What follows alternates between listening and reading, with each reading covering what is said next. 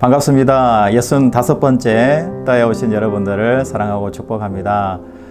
여러분 날씨가 참 변덕이 심하고 오늘은 그래도 또 약간 흐리면서 약간 추워진 그런 날씨인 것 같아요. 추웠다가 더웠다가 어려운 그런 상황 가운데 있는데요.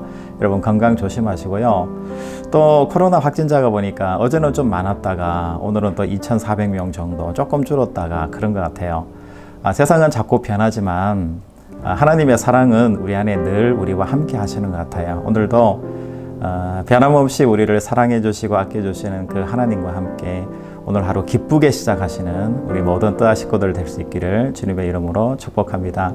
오늘 우리에게 주신 말씀은요, 창세기 19장 30절에서 33절 말씀입니다. 제가 봉독해 드리겠습니다. 롯이 소알에 거주하기를 두려워하여 두 딸과 함께 소알에서 나와 산에 올라가 거주하되 그 두 딸과 함께 굴에 거주하였더니 큰딸이 작은딸에게 이르되 우리 아버지는 늙으셨고 온 세상의 도리를 따라 우리의 배필될 사람이 이 땅에는 없으니 우리가 우리 아버지에게 술을 마시게 하고 동침하여 우리 아버지로 말미암아 후손을 이어가자 하고, 그 밤에 그들이 아버지에게 술을 마시게 하고 큰딸이 들어가서 그 아버지와 동침하니라. 그러나 그 아버지는 그 딸이 눕고 일어나는 것을 깨닫지 못하였더라. 아멘. 네, 오늘은 롯의 최후에 대해서 함께 묵상해보고 주시는 메시지를 함께 나누고자 합니다. 여러분, 천사가 예고한 대로 소돔성과 고모라성 그리고 주변 성들이 모두 멸망하는 결과가 왔습니다. 이 모든 것들을 직접 경험한 그 롯과 그 식구들은 매우 큰 충격을 받았던 것 같아요. 오늘 말씀 30절에 보니까 롯이 소알에 거주하기를 두려워하여 두 딸과 함께 소알에서 나와 산에 올라가 거주하되 그 두 딸과 함께 굴에 거주하였더니, 얼마나 그 소돔의 멸망이 대단하고 또 무섭고 또 힘든 것이었으면 롯이 두려워하여 하나님이 은신처로 제공해 주신 그 소알도 만족하지 못하고 두려움에 빠져서 산에 들어가서 굴 속에서 두 딸과 함께 지냈다라고 이렇게 기록을 합니다. 여러분, 이 큰 상처를 받았을 때 보통 사람도 마찬가지잖아요. 큰 상처를 받으면 정신적인 후유증이 굉장히 클 거예요. 오늘 보니까 롯이 많은 후유증이 있었던 것 같아요. 첫째는 사랑하는 아내가 소금 기둥이 되어 죽어버린 그 사건이 너무나 컸을 것 같고, 또 여러분, 우리가 창세기 13장부터 시작해서 지금 19장까지 롯의 이야기가 다루어지고 있는데 줄기차게 이 롯은 소돔을 너무 사랑한 사람이잖아요. 물론 하나님을 사랑했지만 소돔을 너무 사랑한 사람이었기 때문에 이 소돔과 함께 자기 자신도 함께 멸망한 것 같아요. 그러니까 이 멸망한 자기의 이 후유증을 가지고 자기도 어떻게 할지 모르는, 주체할 줄 모르는 정신적인 후유증 때문에 굴 속에서 살았다라고 성경에서 기록을 하고 있습니다. 실패가 있고 좌절이 있어요. 그리고 지금 이 롯의 현장은 바로 굴 속입니다. 그런데 굴이라는 것은 결국 무엇을 의미할까요? 광야를 의미하는 것이고, 또 집중적으로 은밀하게 하나님을 만날 수 있는, 하나님과의 관계를 회복할 수 있는 좋은 장소인 것 같아요. 그런데 성경을 유심히 오늘 말씀을 읽어보면 롯은 회복에 대한 의지가 별로 없는 것처럼 그렇게 느껴지는 것 같아요. 여러분, 성경에는 나오지 않지만 우리가 한번 상식적으로 한번 생각해 봤을 때 아브라함이 중보자잖아요. 그리고 큰 아버지입니다. 롯의 사정의 이야기를 듣고 롯의 가정의 이야기를 듣고 많이 실망했을 것이다 라는 그런 상상을 아브라함도 하잖아요. 의미하면은 신방으로 온 거죠. 아마 아브라함도 신방으로 와서 롯의 마음을 위로하고 하나님께서 위로해 주실 것이고 다시 일어나야 된다라는 것을, 방향을 정해야 된다라는 것을 아마 아브라함도 이야기하지 않았을까. 그리고 다 큰 그 딸들도 아버지에게 가까이 모시면서 아버지가 다시 일어나서 예전처럼 아름답게 생활을 해 주시기를 아마 여러 차례 이야기하고 권고하고 그렇게 했을 거예요. 하나님도 아마 롯이 돌아오기를 간절히 바라는 마음으로 계셨을 것이라는 것을 우리가 상상적으로 생각해 볼 수가 있는 것 같습니다. 그런데 오늘 또 말씀해 보면 이 롯이 매일매일 술에 취한 삶을 살아가요. 그러니까 롯에게 있어서 이 굴은 은신처가 되고 도피처가 되고 술에 취하고 자기를 계속해서 망치는 자리가 된 거죠. 굴이라는 것이 다시 회복하고 다시 자기를 강하게 만들어서 회복해서 다시 일어나는 장소가 된 것이 아니라 이 롯에게는 자기를 완전히 망쳐버리는 그런 자리가 된 거죠. 여러분, 시간이 지나면서 두 딸은 더 이상 기다리지를 못합니다. 그래서 아버지를 술에 취하게 해서 그 술의 힘에 의해서 두 딸이 아버지와 함께 동침을 해서 자녀를 생산하는 그런 어처구니 없는 근친상간의 일까지 벌어지게 되는 것이죠. 학자들은 이 롯의 모습에 대해서 이렇게 이야기합니다. 롯이 정신적인 질병에 빠진 것이다. 그렇기 때문에 자기 딸의 어떤 비도덕적인 관계에 대해서도 허용이 되었고 또 인지하지 못할 정도로 정신적인 질환에 빠졌을 것이다. 이렇게 해석하는 학자들도 있기는 합니다.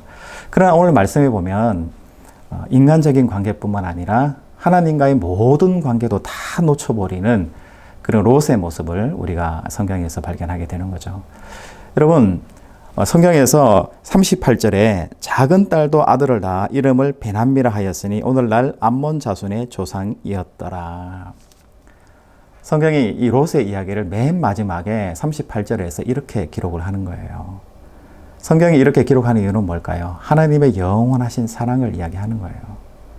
롯은 자기 동굴 속에 영원히 빠져 있지만 하나님은 하나님의 계획과 예정하심, 롯을 향한 그 사랑을 영원하게 보여주고 계셨다는 것을 이야기합니다.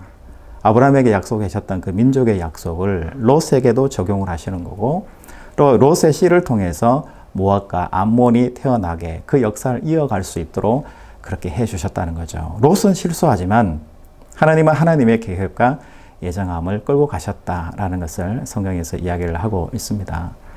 여러분, 우리도 인생을 살아갈 때 롯과 같이 내 계획, 내가 생각하고 내 이성적으로 논리적으로 생각했던 계획들이 다 얼그러지고 하나도 이루어지지 않는 그런 인생을, 삶을 우리가 살아갈 수 있습니다. 과거에도 그랬고 현재도 그랬고 미래에도 희망이 없어 라는 생각을 할 때가 있다는 거죠. 여러분, 오늘 롯을 통해서 하나님이 우리에게 주시는 메시지는 이겁니다. 하나님을 바라보라는 것이에요. 우리의 삶이 비록 어렵고 고난이고 어렵다 할지라도 해석되지 않는 내 삶의 여정들이 이어질 때 하나님을 바라보고 하나님의 예정과 섭리 속에 나를 내놓기를 하나님은 원하고 계시다는 거죠.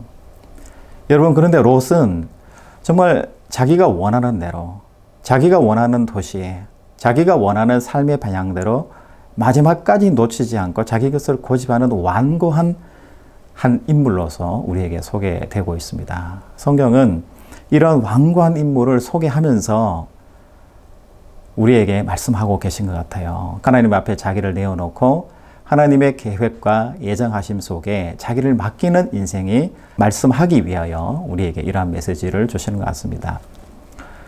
지난주에 평소에 좀 알고 지냈는데요. 거의 만나지 못했던 분들이 저희 다있는 교회를 방문해 주셨습니다. 우리 안수 집사님과 권사님, 그리고 또 친구분 우리 권사님께서 이렇게 방문을 해 주셨는데 오시면서 저희 다있는 교회에 귀하게 또 헌금을 해 주셨어요.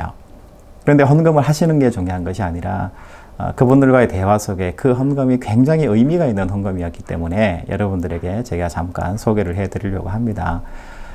남편 집사님께서 이제 결혼 40주년이 되신 거예요. 그래서 40주년을 기념하기 위해서 뭔가 얼마간의 돈을 그 아내 권사님에게 주신 거예요. 그래서 그 아내 권사님이 뭔가 의미 있는 것을 사기 위해서 여러 날 고민을 하시고 기도를 하셨대요.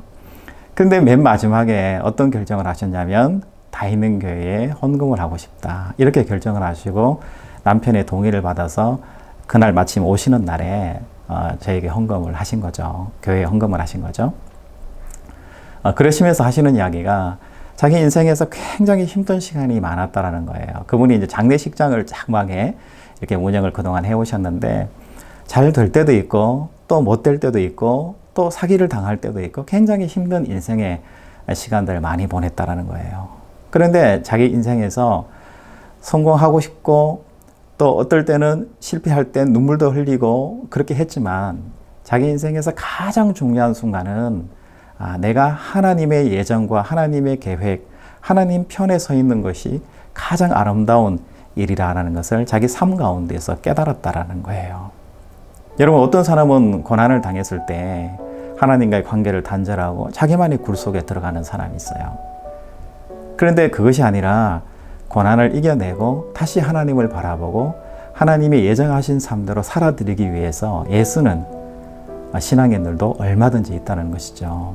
여러분, 그 집사님과 권사님이 자기 인생의 목표는 하나님께 예배하고 하나님을 찬양하는 모습으로 나는 살고 싶다. 그것이 우리 인생의 신앙의 목적입니다. 라고 말할 때 그것이 단순히 그냥 젊은 사람이 나 결심했어 라는 그 결심이 아니라 인생의 깊은 고난과 힘든 많은 시간들을 거쳐서 나오는 신앙 안에서의 고백이기 때문에 그 고백이 참 귀하고 값진 것이라는 것을 제가 깨닫게 된 거죠. 여러분, 이러한 삶을 한번 살아보시면 좋겠습니다. 오늘 하루 살아내실 때에 롯과 같이 자기 굴 속에 들어가서 하나님과 관계를 끊고 또 사람들과 관계를 끊고 자기를 포기한 인생을 살아내는 삶이 아니라 하나님 앞에 나오시고 나의 부끄러움과 나의 연약함을 하나님 앞에 내어놓고 기도하고 하나님이 원하시는 계획과 삶대로 내가 살 수 있는 삶을 살 수 있도록 도와주십시오. 그런 믿음의 용기를 주십시오 하고 그렇게 간구하고 기도한다면 다시 한번 여러분 삶을 시작할 수 있는 좋은 하루가 되지 않을까라는 생각이 듭니다. 저는 매일 아침 일어날 때 그 아침 해가 뜨고 또 맑은 공기를 숨쉴 때 얼마나 기쁘고 감사한지 모릅니다. 아침을 새롭게 시작하시고 오늘 하루를 다시 시작할 수 있게 하신 그 하나님이 너무나 위대하고 대단한 거죠. 어제 슬프고 힘들고 또 마음에 낙심됐던 마음들이 아침에 일어나서 해가 뜨는 모습을 보고 맑은 공기를 제가 쉴 때 그 모든 근심과 염려들이 다 사라지는 것을 느낍니다. 여러분, 오늘 하루는 하나님께서 여러분들에게 선물해 주신 엄청난 대가, 수고의 대가인 줄 믿습니다. 하나님의 이 선물을 받으시고 오늘 하루도 정말 하나님을 위해서 하나님의 계획과 예정을 위해서 힘써 싸워내시는 우리 믿음의 신앙인들 다 되시기를 주님의 이름으로 축복합니다. 기도하겠습니다. 하나님, 우리를 이 땅에 보내신 것이 우리의 인생을 살라고 보낸 것이 아니라 하나님의 계획하심과 예정하심을 따라 살라고 우리를 보내주신 줄 믿습니다. 하나님, 그 소명을 깨닫고 오늘도 하나님이 기뻐하시는 모습대로 살아내는 우리 모든 다있는 교회 예배자들 될 수 있도록 인도하여 주옵소서. 말씀 가운데서 날마다 은혜를 더하여 주시고 우리의 일상 가운데서 날마다 은혜를 더해 주셔서 날마다 하나님을 찬양하고 기뻐하는 믿음의 사람들이 될 수 있도록 인도하여 주시옵소서. 거룩하신 예수님의 이름으로 기도하옵나이다.